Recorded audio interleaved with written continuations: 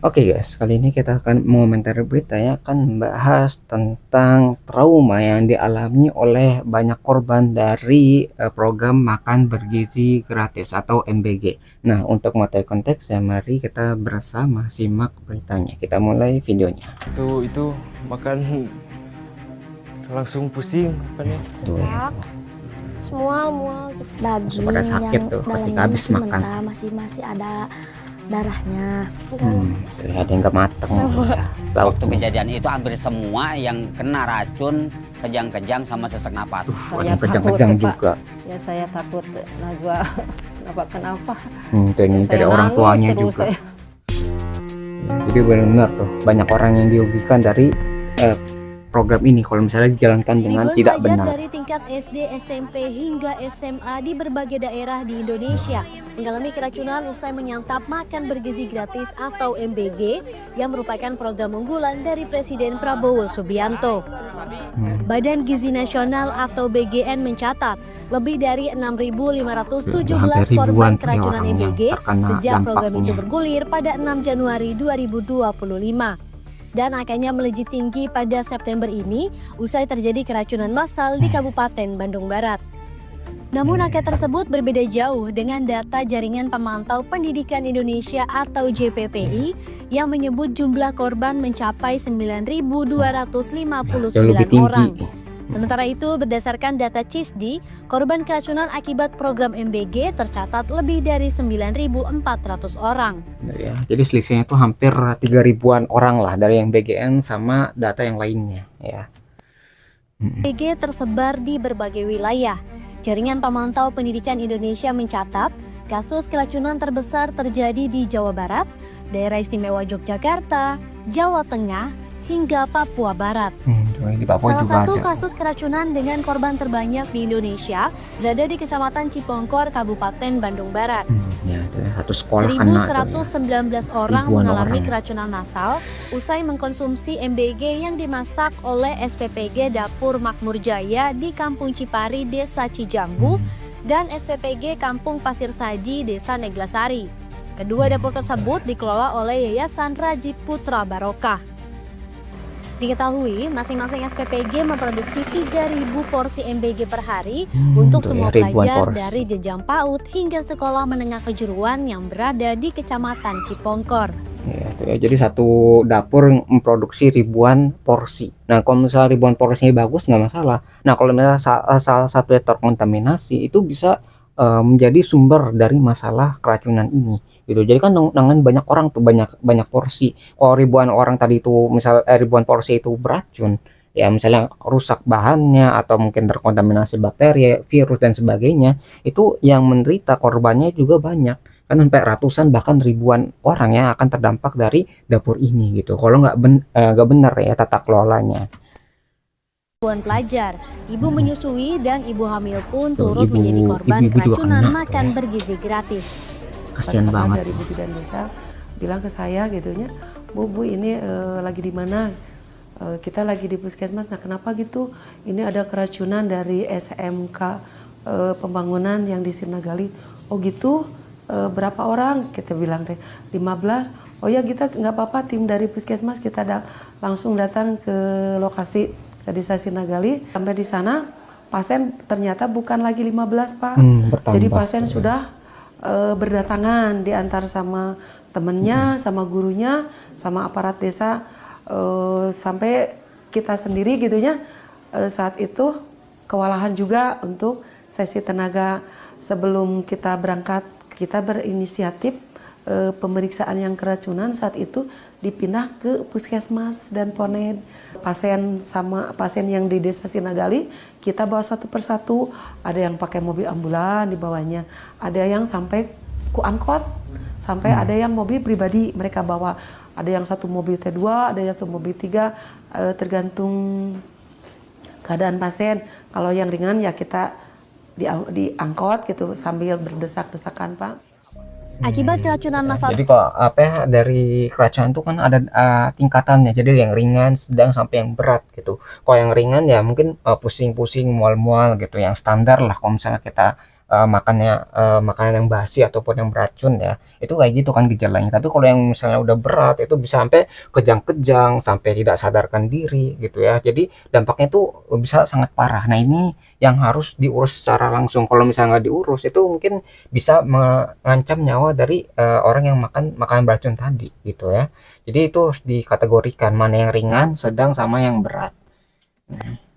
Bandung Barat, JJ Ricci Ismail menetapkan status keracunan di Cipongkor sebagai kejadian luar biasa.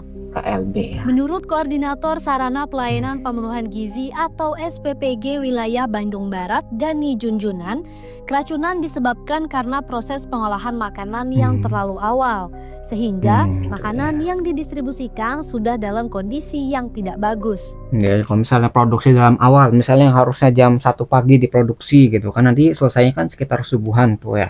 Itu nunggunya nggak terlalu lama jika dibandingkan misalnya produksinya itu dari jam 9 malam atau dari jam 8 malam. Itu kan waktu tunggu dari makanannya itu semakin lama.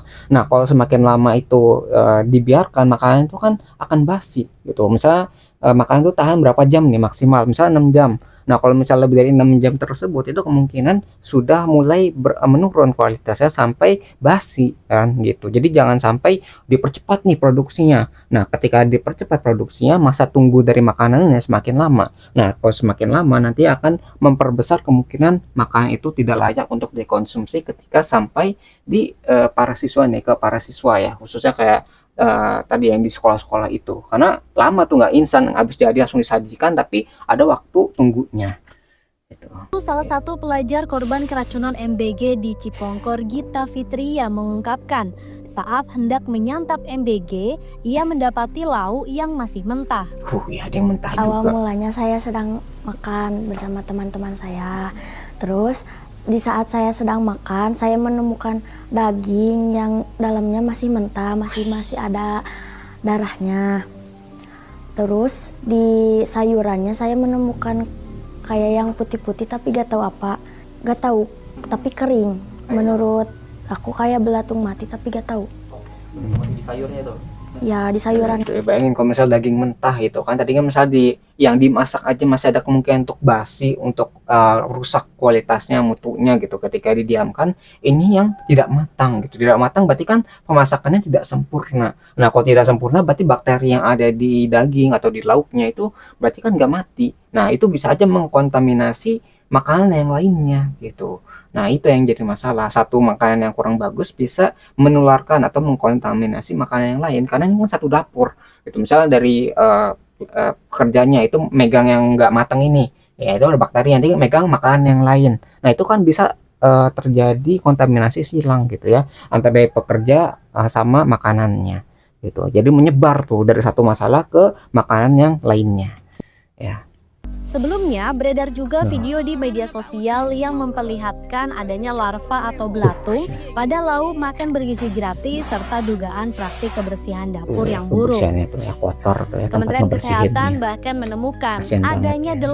8 bakteri, 2 virus, dan zat kimia yang menyebabkan ribuan orang keracunan. Ya, jadi itu ya penyebabnya. Jadi ada bakteri, virus, sama tadi ada berapa zat kimia yang mungkin menjadi alergen bagi yang mengkonsumsi makanan tersebut. Jadi ada berapa klasifikasi nih. Ada penyebab biologis, ada virus, sama bagian kimianya.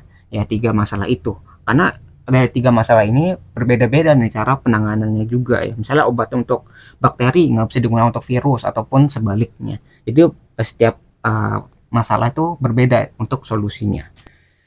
Aja terjadi keracunan massal sebab dari 8.583 dapur MBG atau SPPG yang beroperasi, ternyata baru 34 dapur yang memiliki sertifikat Layak Hygiene dan Sanitasi atau SLHS. Ya, dari ribuan dapur cuma 34 doang gitu yang udah dapat sertifikat. Berarti yang udah dicek, sudah tersertifikasi ya, maksudnya sudah diawasi dengan baik tuh baru 34 gitu. Gimana dengan ribuan dapur lainnya gitu, apakah tidak layak untuk digunakan atau sesuai enggak gitu ya dengan prosedur yang ada gitu untuk mengolah makanan dengan baik supaya kualitasnya tetap terjaga. Nah, kalau misalnya tidak baik, itu akan membahayakan para konsumennya ya, khususnya para siswa ataupun para penerima manfaat dari program MBG-nya. Ada kekurangan, ada keracunan, ini kita benahi. Tapi dari segi statistik, dibandingkan yang sudah kita hasilkan, ternyata penyimpangan, kekurangan, ya bukan penyimpangan sengaja, tapi katakanlah deviasi, itu adalah ternyata 0,00017. Cukup membanggakan apa yang kita hasilkan. Ya, jadi ini salah satu pernyataan Bapak Presiden yang katanya itu kayak meremehkan angka dari orang yang sakit tadi gitu. Jadi ribuan orang tadi itu dianggap kayak 0,0 gitu lah, masih kecil sekali. Nah itu kata orang-orang yang beranggapan, ya netizen itu khususnya kayak warga Indonesia itu bilang, kok orang dijadikan hanya sebagai angka gitu, data statistik. Ini orang loh, ini nyawa loh, jangan sampai dipermainkan seperti angka saja gitu. Jadi setiap orang tuh memiliki kehidupannya masing-masing, jangan dibilang wah cuma 0,0 gitu ya, cuma sedikit sekali dari program ini. Nah itulah yang jadi masalah ya dari pernyataan Bapak Presidennya. Harusnya yang sakit sekalipun itu jangan jadikan hanya sebagai angka, dijadikan sebagai kayak kelinci percobaan gitu dari program yang belum terbukti akan berdampak baik gitu kan. MBG tadi kalau misalnya nggak dijalankan dengan baik, program ini malah akan menjadi bencana gitu kan. Bayangin ada ribuan orang ya sekarang yang terdampak keracunan gitu, yang sakit, yang trauma, yang harus mengalami tadi ya penyakit-penyakit yang seharusnya bisa dicegah kalau pengelolaan dari dapurnya juga baik gitu ya. Jadi pernyataan tadi itu yang sepertinya menyakiti hati masyarakat, khususnya orang yang terdampak ya, anak-anaknya sakit, orang tua yang jadi cemas gitu, nah dan sebagainya tuh.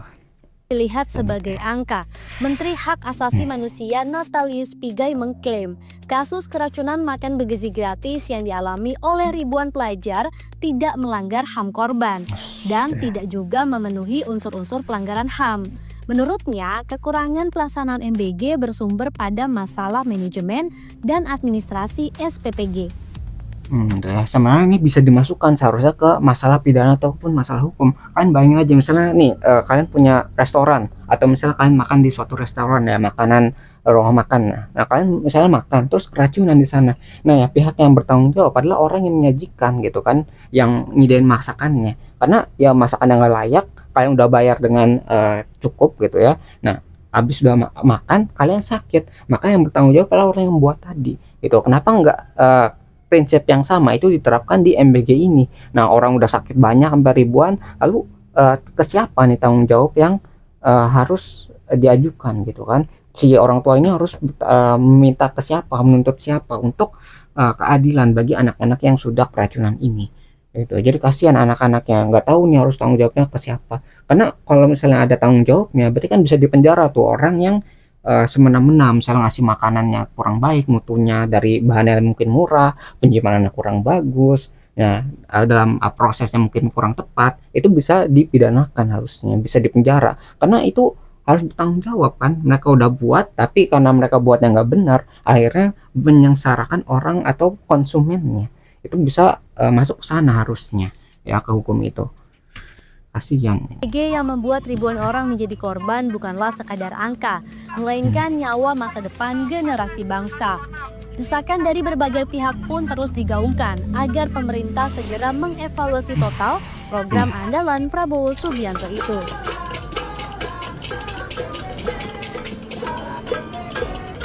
Kami hanya tidak minta itu di stop, tapi dievaluasi total dari hulu sampai hilirnya. Jangan sampai anak-anak yang menjadi korban gitu loh. Satu anak saja traumanya itu bukan hanya di keluarganya, sampai berarti kan sekolahnya juga gitu kan. Apalagi kalau misalnya sampai ribuan. Sampai ini adalah kejadian luar biasa. Tapi mengapa Presiden menganggap ini masih hanya angka gitu loh. Pak Presiden sekali lagi hati para ini orang bukan tuanya. sekedar angka Pak, ini anak Indonesia.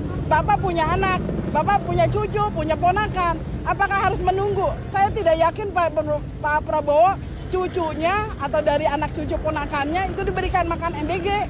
Gitu ya. Jadi satu nyawa tuh sangat penting sekali, sangat berharga sekali. Ini sampai ribuan orang yang terdampak. Harusnya ini menjadi perhatian yang lebih gitu. Kalau misalnya harus dievaluasi, harus dihentikan sementara, maka hentikan dulu. Ya diperbaiki dulu sistemnya, pengelolaannya, pengawasannya dan sebagainya sampai benar-benar utuh, sampai benar sempurna, dan jangan sampai ada keteledoran atau tadi kesalahan-kesalahan yang harusnya tidak dilakukan.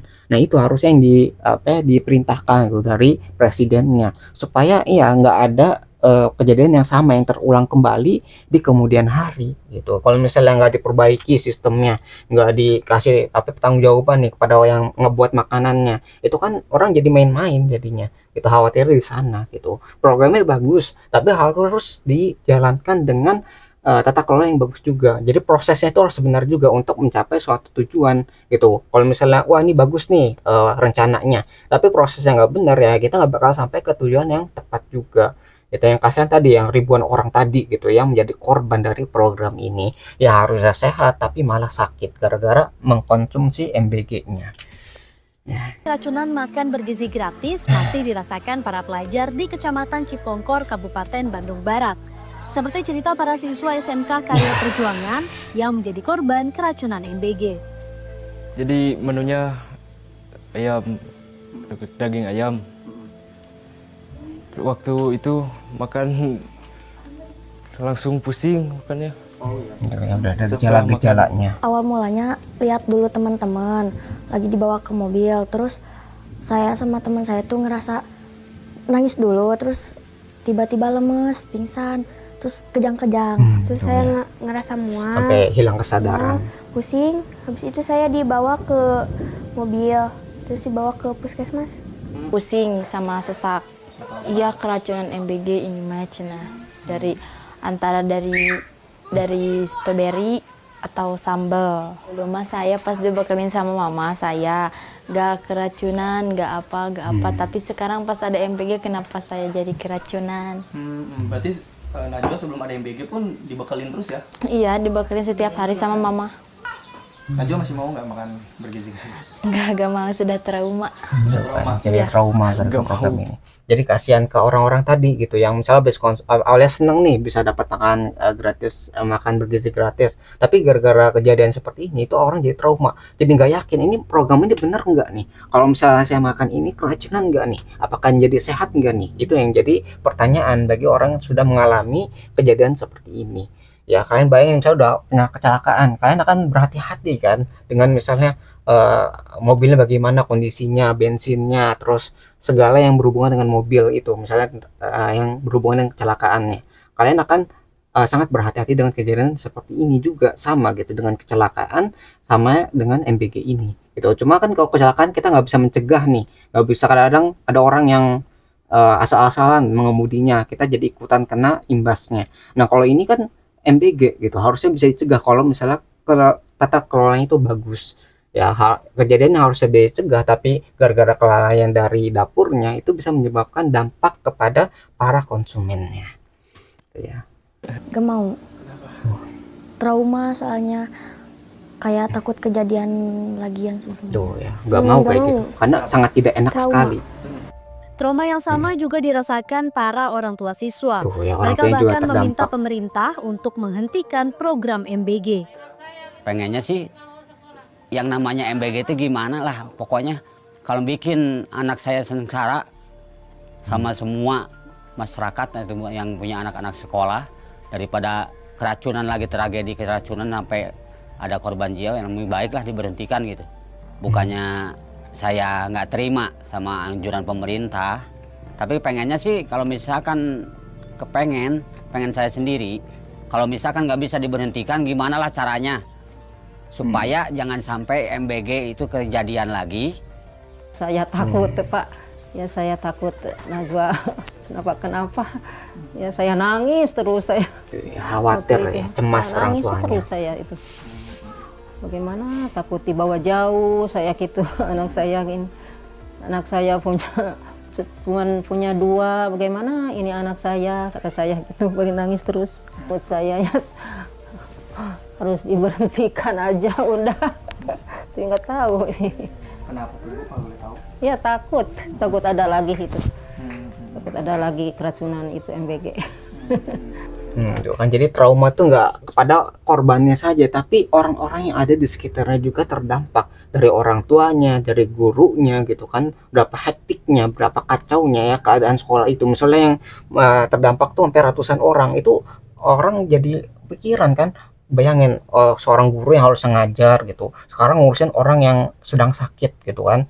Jadi itu trauma juga orang yang ngurusinnya, entah itu orang tuanya, dari siswanya, dari gurunya, ya dari orang yang mengantarkannya itu juga ikut trauma. Bayangin sampai ratusan sampai ribuan orang yang terdampak, bahkan sampai ke rumah sakitnya juga ya. Bayangin tiba-tiba ada ribuan pasien gitu ya yang harus diurusi, itu juga menjadi stres juga kan, jadi trauma nih. Bayangin ada ribuan orang tadi itu harus diurusin juga, ya kewalahan. Jadi ini membuat kewalahan dari berbagai pihak kalau tidak dijalankan dengan baik. Ya nggak cuma ribuan yang sakit saja nih yang jadi korban, tapi orang-orang yang ada di sekitarnya juga ikut merasakan kejadian luar biasa ini ya, yang keracunan ini.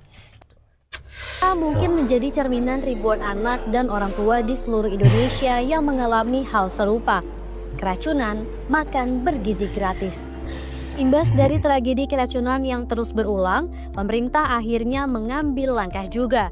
Per 30 September 2025, Badan Gizi Nasional menonaktifkan sementara 56 dapur MBG yang bermasalah.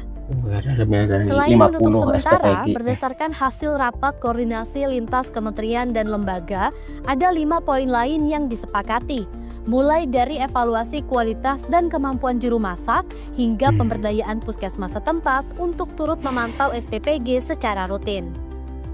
Badan Gizi jadi kayak reaktif gitu ya, reaktif setelah kejadian baru nanti dijelaskan poin-poinnya, dipertegas, diperketat, pengawasannya ditingkatkan gitu ya. Kayak reaktif sekali setelah kejadian baru kayak gini gitu. Kenapa nggak sebelumnya tuh ada peraturan atau poin-poin seperti ini gitu, jadi bisa mencegah hal-hal yang tidak diinginkan. Jadi tunggu kejadian dulu, tunggu banyak korbannya, tunggu viral dulu baru ditangani itu. Jadi pemerintah kita seperti itu. Kalau misal dari awal ada pengawasan yang ketat ya, nggak perlu tuh ada ribuan orang yang harusnya bisa sehat, bisa belajar gitu, harus sakit seperti ini ya. Jadi pencegahan tuh lebih baik daripada mengobati ya. Kita kebiasaan tuh seperti ini kalau ada kejadian ya, kalau ada program tunggu banyak korbannya dulu, tunggu viral dulu dan sebagainya baru diurusin itu ya. Jadi kasihan tuh para korbannya yang sudah menerima tadi makanan yang mungkin beracun itu. Memantau SPPG secara rutin. Badan Gizi Nasional juga membuka saluran pengaduan atau hotline pelaksanaan program MBG sebagai sarana pengaduan untuk masyarakat. Memang sudah seharusnya pemerintah selalu mengevaluasi secara rutin dan memastikan program makan bergizi gratis ini bisa sesuai dengan tujuan mulianya, yakni memastikan setiap individu mendapatkan asupan gizi optimal.